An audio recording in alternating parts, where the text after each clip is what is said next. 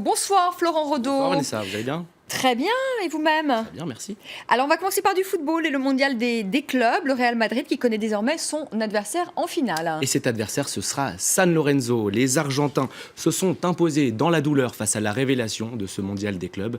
Les Australiens d'Auckland, le score 2-1 après prolongation. Le premier but est signé Barrientos, une belle reprise après un centre venu de la gauche. À la 67e minute, ce sont les Australiens qui reviennent dans la partie grâce à Berlanga.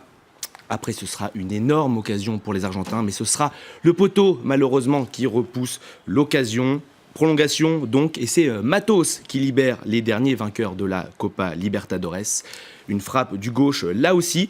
Le premier buteur du match s'est exprimé à l'issue de la rencontre. On va attendre le dernier but, le 2-1 pour les Argentins.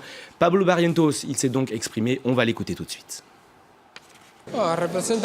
Cette finale représente beaucoup pour nous, vu la grandeur de notre adversaire et ce que signifie jouer une finale. Mais nous sommes tranquilles. Nous savons que nous devons être dignes sur le terrain. Et en football, vous savez, tout peut arriver. Alors Vanessa, cette qualification va faire très plaisir du côté du Vatican. Vous le savez sûrement, San Lorenzo, c'est le club du pape. Regardez ce maillot.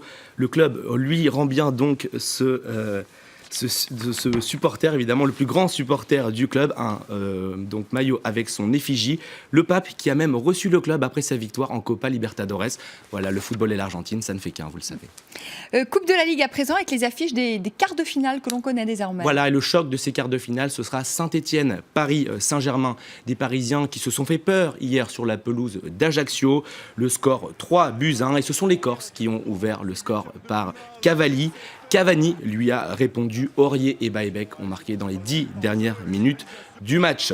Saint-Etienne, lui, s'est défait de Lorient. Le seul but du match est signé Romain Hamouma après une très belle action collective. Vous voyez Romain Hamouma qui conclut. Les Verts qui continuent leur très belle saison. Enfin, dans le choc de ces huitièmes de finale, c'est Monaco qui s'impose à Lyon. Ferreira Carrasco a répondu à Lacazette.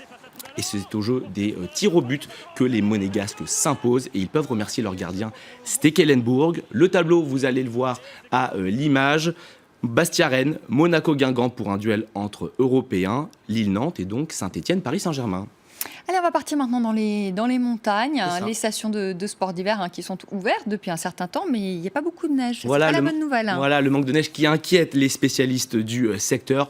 Vous le savez, la période de Noël est cruciale pour les saisonniers qui réalisent près d'un tiers de leur chiffre d'affaires durant cette période.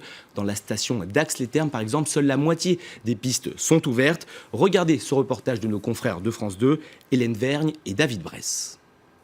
Entre pluie et neige, la saison de ski débute timidement dans les Pyrénées. En Ariège à Ax-les-Thermes, la station n'a pu ouvrir que la moitié de son domaine skiable. C'est moins que prévu, mais suffisant pour satisfaire ses premiers clients. C'est le début de la saison, on est déjà content de pouvoir skier avant Noël. Il neige, c'est super. On n'était pas sûr d'avoir de la bonne neige pour bien skier, mais en fait, c'est parfait. Temps mitigé, neige mitigée ou pas? Ouais, mais c'est pas grave. C'est bon, il n'y a personne. Ils ont privatisé la station pour nous. Tout va bien.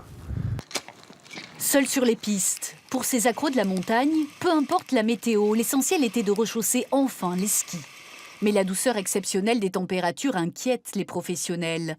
La dernière chute de neige date d'il y a 10 jours, alors on attend impatiemment un coup de pouce de la météo.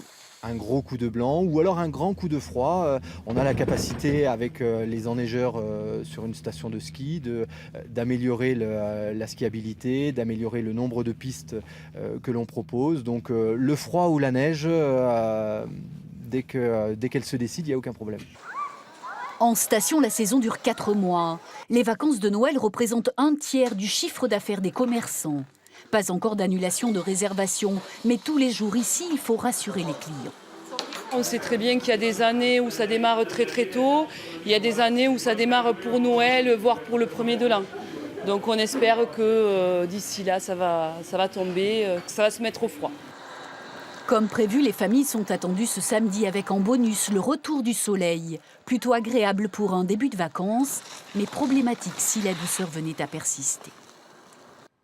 Allez Florent, on termine avec du rugby, le Racing Métro qui vient de réaliser l'un des coups de l'année. De quoi s'agit-il? Et ce coup de l'année s'appelle Dan Carter, l'ouvreur All Black, vous le connaissez, j'en suis sûr, Vanessa. Il s'est engagé ce jeudi matin pour 3 saisons. Il touchera plus d'1 million d'euros par an, un tout petit peu moins que vous, Vanessa. Son contrat débutera après la Coupe du Monde 2015. Et c'est Jackie Lorenzetti, le président du club, qui l'a annoncé ce matin lors d'une conférence de presse. Merci beaucoup Florent Rodeau, tout au long de la soirée sur France 24 pour le journal des sports. Le prochain rendez-vous, c'est à quelle heure? 20h20 avec Raphaël Kahn.